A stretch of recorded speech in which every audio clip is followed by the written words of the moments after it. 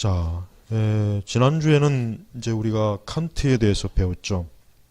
칸트는 그냥 쉽게 얘기하면 이제 이성 절대주의입니다. 그래서 그 당대 사람들에게 기독교 신앙을 쫓아버리고 그 당대 사람들에게 마음속에 있는 하나님을 쫓아버리고 이성이 너의 마음의 왕자, 보좌를 차지해라. 그럴 때 너의 양심과 너의 행동은 부끄러움이 없이 스스로 너의 갈 길을 그 이성이 지시할 것이다. 하는 이런 그 아주 이성 절대주의의 그 칸트의 주장이 얼마나 우리 기독교에서 대단히 치명적인가를 간략하게 했습니다. 이제 그러면 이제 키엘케고르를 좀 이제는 볼게요. 왜냐하면 항상 철학이라고 하는 것이나 세계관은 늘 어느 하나가 있으면 또 그 반대편도 있어요. 아니면 또 중도적인 것도 있고. 근데 이 키엘케고르는 사실 뭐 우리 기독교인들은 사실 키엘케고르를 상당히 좀 친숙하게 좋아하는 면이 있는데, 키엘케고르는 칸트와는 좀 약간 좀 다르게, 칸트는 이성 절대주의를 추구했지만 키엘케고르는 이성이 아니라 인간의 의지와 선택이 중요한 것이다. 그러니까 키엘케고르는 오늘날 식으로 얘기하면은 인간의 어떤 의지적 결단, 감성적 결단, 이걸 굉장히 중요하게 여겼어요.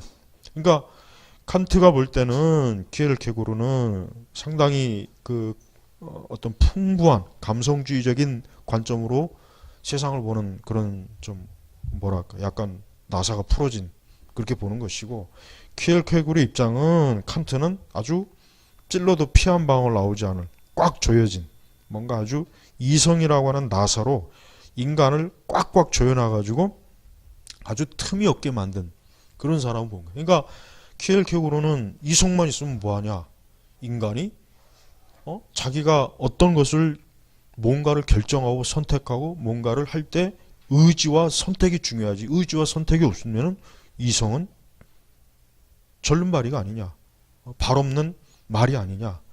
결국 키엘케고르는 그걸 얘기하는 거예요. 그러니까 키엘케고르는 사람들의 인간에게 있어서는 무엇보다도 이성보다는 그가 뭔가를 이루고자 하는 의지와 선택이 더 중요하다. 이것이 그의 인생과 그의 삶을 이끌어주는 중대한 요인이다. 이제 사실 이제 이렇게 얘기를 하는 거예요.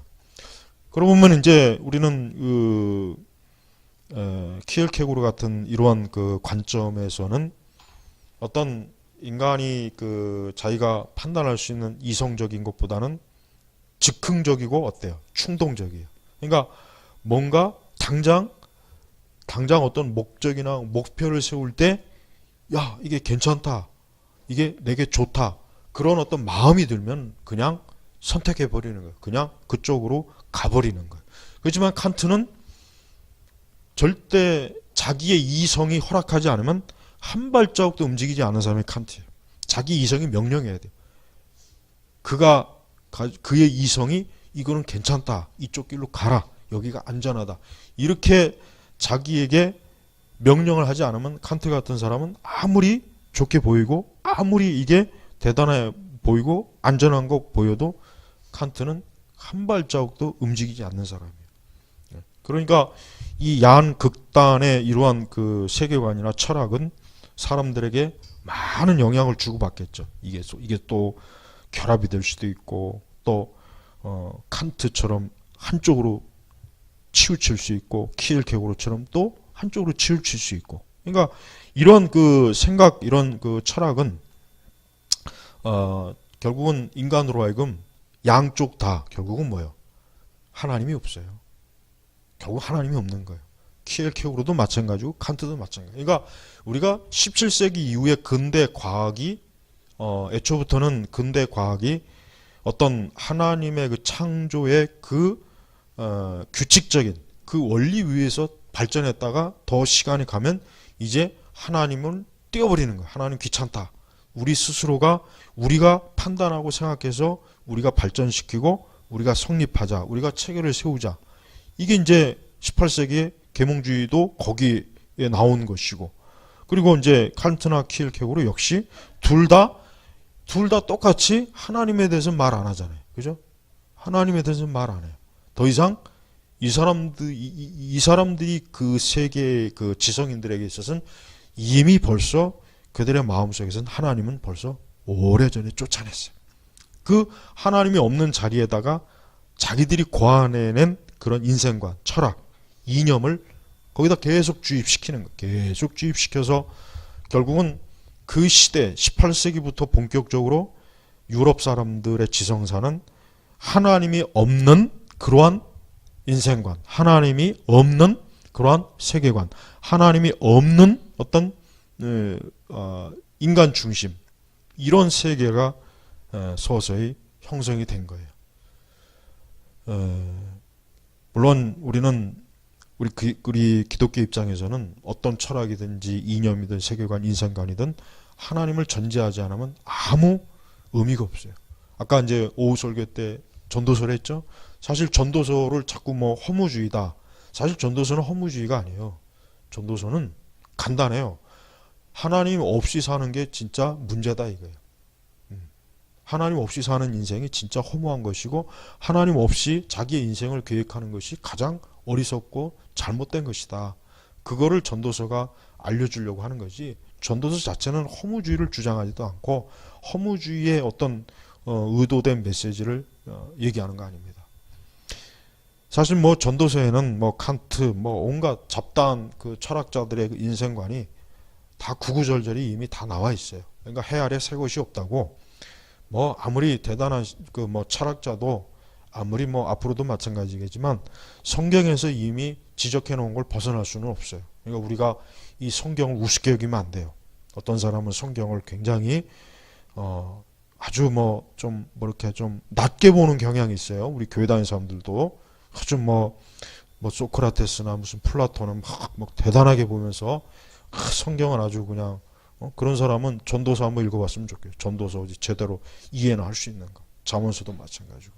그러니까 유대인의 인생관은요, 인간이 실제적으로 하나님과 하나님에 의해서 어떻게 사느냐를 중요시 여기는데, 이 그리스 인생관은 실제적인 그런 삶보다는 그것과는 별도로 인간이 그냥 머릿속에서 어떻게 생각하느냐, 그게 더 중요한 거예요. 그러니까 어느 게 더 좋습니까? 그러니까 어떻게 보면은 유대적 세계관은 실용주의라고 할 수 있지만 실용주의가 다 나쁜 건 아니에요. 우리가 인생을 올바로 바르고 선하고 의롭고 사는 거, 그거 좋은 거잖아요. 그죠? 근데 그리스 인생관은 머릿속으로는 오만 가지 우주 전체를 막 온 세계를 떠돌아다니는데 실제로는 뭐야? 자기의 삶은, 그리스 인생관은 인간의 삶을 개판으로 만들어요. 엉망으로 만들어요. 동성애로 가게 해요. 무질서, 무목적, 무도덕, 무윤리. 어떤 인생관이 더 좋아요? 유대적 인생관이 더 좋은 거예요. 그래서 선지자들과 그리스 철학자들과 비교했을 때 사실 그리스 철학자들은 선지자의 앞에 비하면 어린아이에 불과해요. 보잘것없는 것들이에요. 그냥 뭐 어려운 철학 용어 좀 써가면서 대단한 척하지만 사실은 뭐 칸트나 키일케고 같은 사람이 이사야나 예레미야보다 그 앞에서 어린아이지, 이 사람들이 칸트나 키일케고르가 뭐 대단한 사람이겠어요? 보잘것없는 거예요. 왜? 하나님을 무시하고 하나님이 전제되지 않은 철학이나 이념, 세계관은 그건 쓰레기예요, 쓰레기. 사실 쓰레기에 불과한 거예요. 그래서 여러분들도 마찬가지예요. 근대 철학자들은 결국 하나님 몰아내고 이 우주와 이 인류와 이 지구의 역사의 중심은 사람이 있다. 사람이 먼저다. 이거 누가 많이 한 말인데, 그죠? 사람이 먼저다. 이거 누가 한 말이에요, 그죠? 뭐 사람이 중심이다. 사람이 먼저다. 에? 저 북한에 있는 저 주체 사상, 아주 저거 굉장히 저거 나쁜 거예요, 진짜 저거.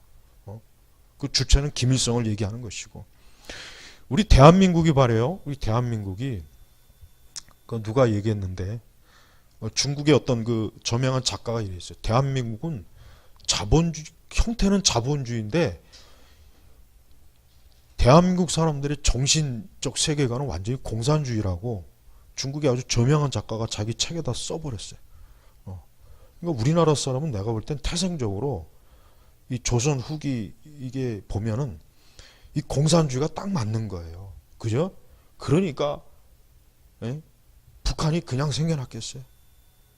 이유가 있는. 우리나라는 내가 보니까 이 유교도 그렇고 이 공산주의가 우리나라는 딱 기질적으로 맞는 거예요. 그러니까 우리나라 대한민국의 이 70년 이 자본주의 세계가 껍데기는 자본주의인데 속은 완전히 다 공산주의네. 공산주의 하는 짓마다. 그거를 이승만 대통령이나 박정희 대통령이 그래도 잠깐 이렇게 바로 잡아놨는데 이걸 금세 또 그냥 잘못된 방향으로 간 거예요. 나는 여기에 있어서 우리 교회의 책임이 크다고 생각해요. 우리 교회가 대한민국이 지금 이렇게 좌파, 신좌파, 공산주의, 심지어는 저 북한의 주체 사상, 저런 사람들이 대한민국에서 활개를 치게 한 데는 우리 한국교회 책임이 너무나 커요. 너무나 커. 너무나 커. 그 80년대에도 교회가 이런 부분들을 제대로 해야 되는데 80년대에 솔직히 뭐가 있습니까? 80년대에 아무것도 없었어. 아무것도. 은사주의나 복음주의는 그냥 뭐 성령 운동한다고 미쳐 있었지. 또 기독교인의 그 인권 운동이니 민주화하는 세력들은 완전히 이미 벌써 그때 공산주의 좌파에 깊이 스며들었지. 이런 것들을 가르치질 않았단 말이야. 이런 것 기독교 세계가 있는 것 자체가 없었어요. 진짜 80년대. 그러니까 고스란히 그 90년대로 넘어오니까 교회가 어떻게 해요? 교회가 좌파로 다 넘어가잖아요. 여러분 우리가 이 세계를 살아가는데 결국 기독교 세계관을 공부하는 이유와 핵심은 뭐냐면 사람은 하나님께로 돌아가야 된다 이거예요. 하나님께 돌아가야 된다. 돌아가지 않으면 인간은 소망이 없는 거예요. 길이 없는 거예요. 막다른 골목과 절망으로 가는 거예요. 그러니까 칸트가 인도하는 길로 가면 칸트는 이성이야말로 인류가 궁극적으로 행복을 이룰 것이라고 약속했지만 행복은 무슨 행복을 이뤘어요? 아무것도 이룬 게 없어요. 키엘케고르도 마찬가지고. 우리는 여기 우리 튤립 교사들도 있지만 우리는 이 교육의 궁극적인 목적은 인간이 하나님의 그 형상을 회복하는 거야. 인간이 하나님을 닮아가고 하나님의 뜻을 추구하고 하나님을 경배하고 하나님을 섬기는 거. 웨스터민스터 쇠리 문답 제1문. 이게 교육의 목적이에요. 나는 우리나라 모든 대학이나 초등학교, 중학교, 고등학교 모든 대학에 일괄적인 뭐라 그래요? 학교마다 있는 그 표라고 그래? 뭐라 그래나? 딱 쇠리 문답 1문을 했으면 좋겠어요. 이게 너희들이 교육을 받는 목적이다. 너희들이 이런 교육을 받지 않으면 너희는 결국 너희가 받는 교육에 의해서 너희는 지옥 같은 삶을 살 것이고 지옥 같은 세상을 만들 것이다. 딱 이렇게 공부시켰으면 좋겠어요. 초등학교, 중학교, 고등학교, 대학교.